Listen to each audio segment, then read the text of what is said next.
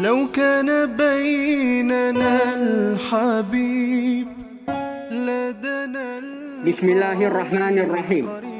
Pernyataan sikap mencermati perkembangan kasus pandemi COVID-19 di Indonesia pada umumnya dan di Aceh pada khususnya, serta menindaklanjuti kunjungan Bapak Kapolri Jenderal Polisi Listio Sigit Prabowo ke DPP Rabitah Alawiyah beberapa bulan yang lalu.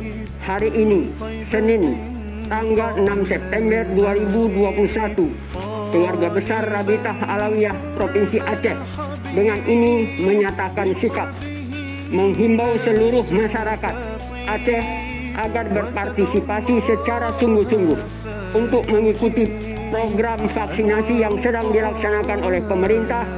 Keluarga besar Rabitah Alawiyah Aceh mendukung dan siap bekerja sama dengan Polda Aceh untuk mensukseskan program vaksinasi di Aceh.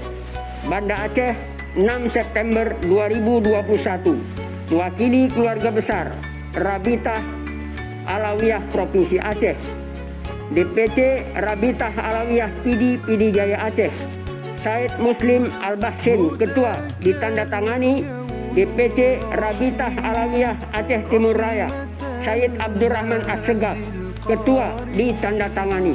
Ya rahmatan lil alamin.